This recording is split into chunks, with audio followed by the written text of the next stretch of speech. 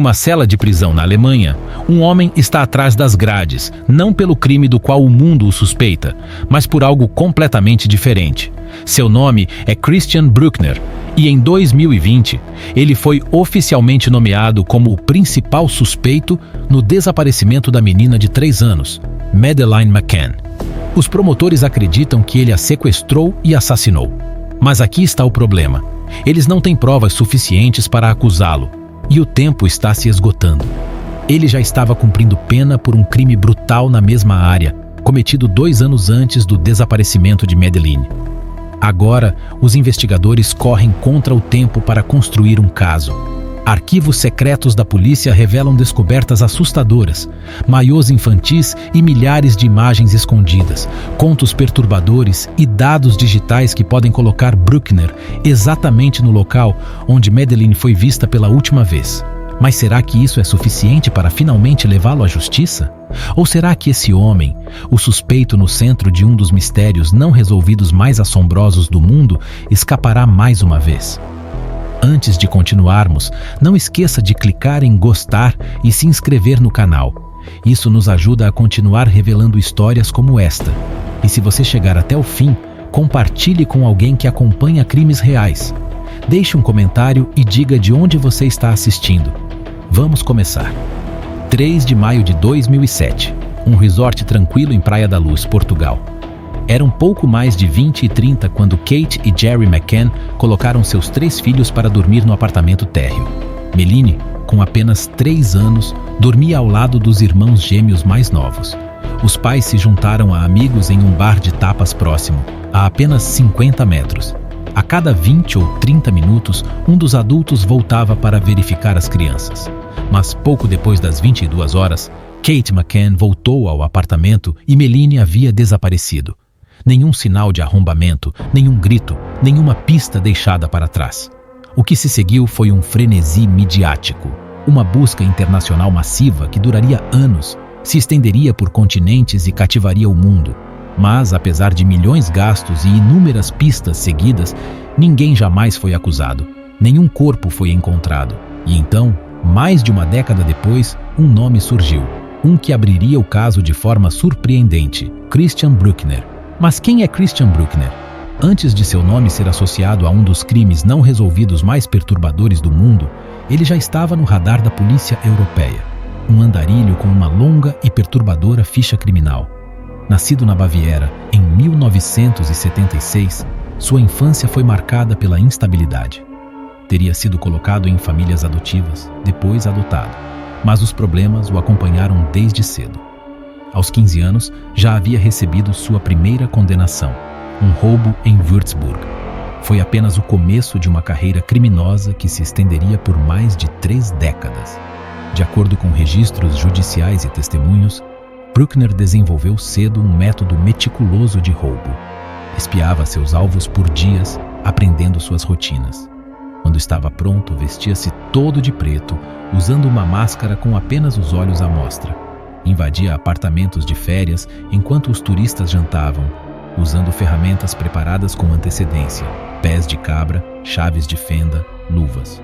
Um investigador descreveu suas táticas como de precisão quase militar. Ele não era apenas oportunista, era deliberado, planejado. Nas décadas seguintes, Bruckner acumulou mais de uma dúzia de condenações, desde roubo, tráfico de drogas e abuso até posse de material. Na adolescência, foi condenado por abusar e cumpriu 18 meses de prisão. Depois mudou-se para Portugal, vivendo de forma errante no Algarve, fazendo bicos, invadindo apartamentos de férias e morando em uma van. Foi nessa mesma área, em Praia da Luz, que Madeleine McCann desapareceu em 2007. Em 2012, Bruckner retornou silenciosamente à Alemanha, instalando-se na cidade industrial de Braunschweig. Comprou uma pequena loja de esquina, um quiosque, e morava nos fundos. À primeira vista, parecia um recomeço, mas vizinhos depois descreveriam o lugar como uma fachada para um estilo de vida cada vez mais errático.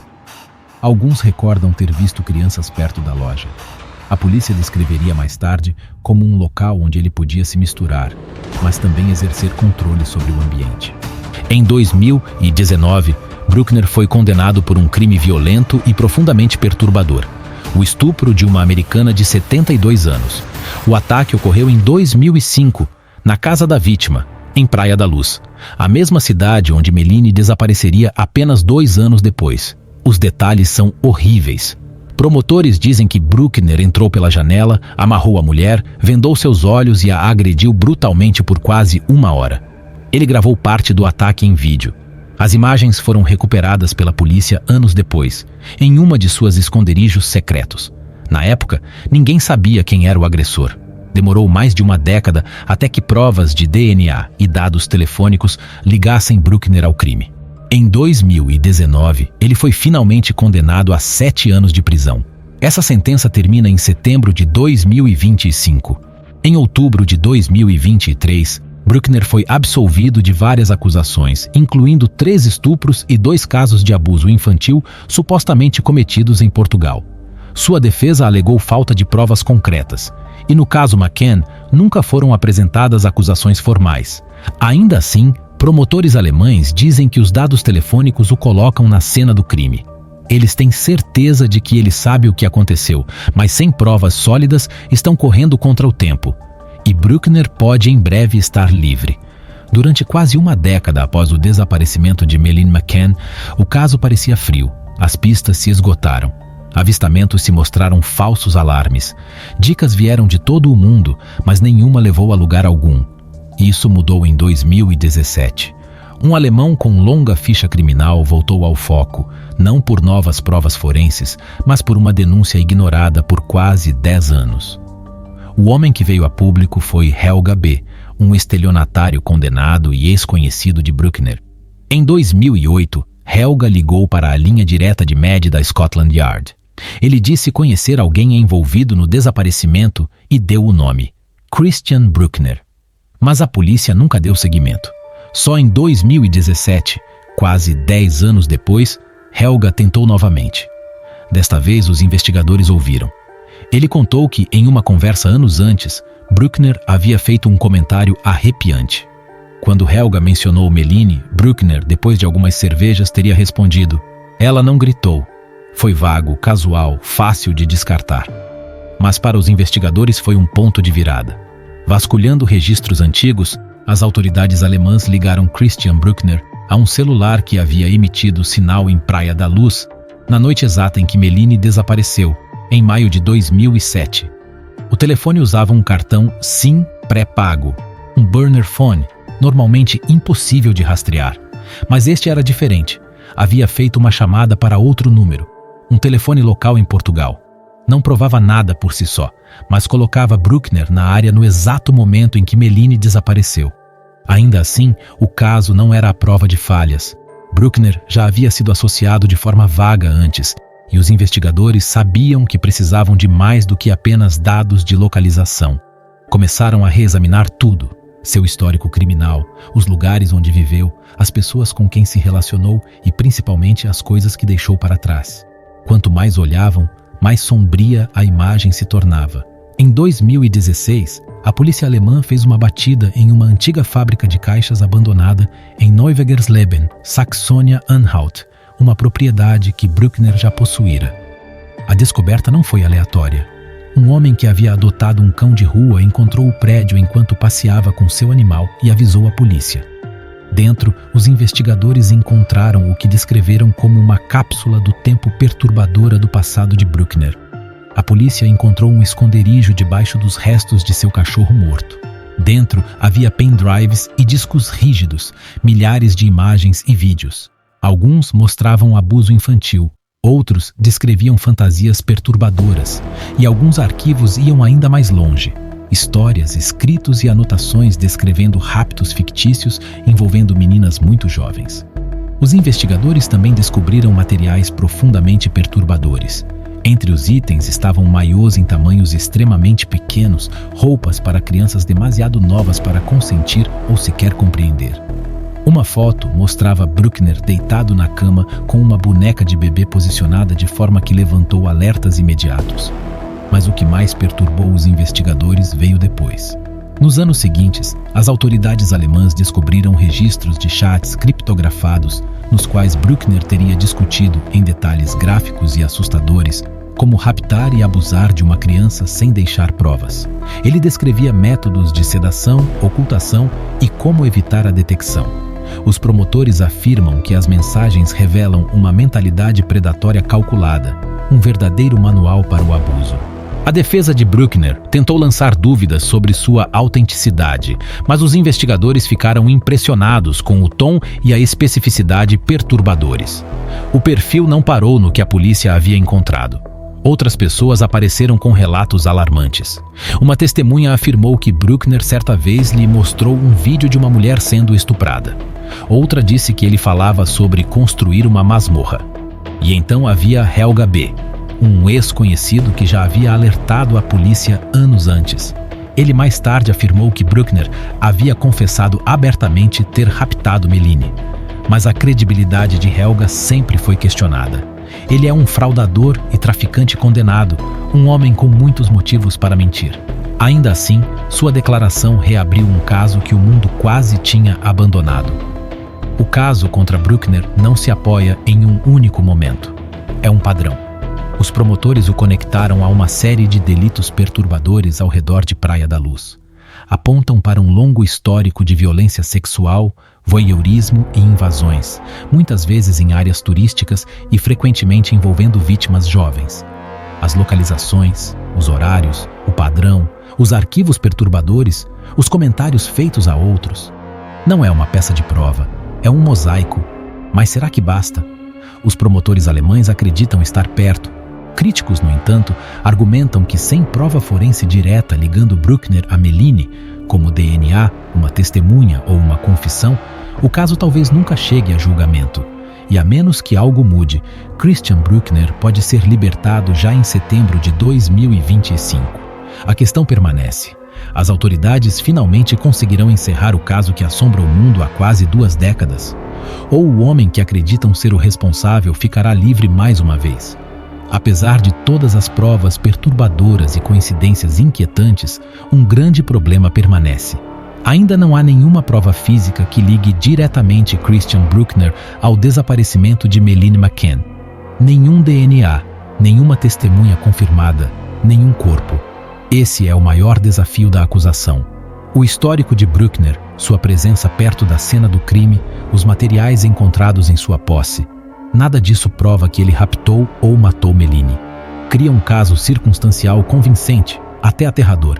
Mas em tribunal, isso pode não ser suficiente.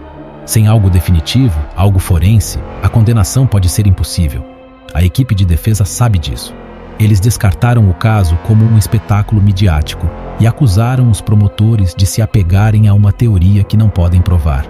Um dos advogados de Bruckner, Friedrich Fulcher, disse a repórteres que as acusações se baseiam em pura especulação.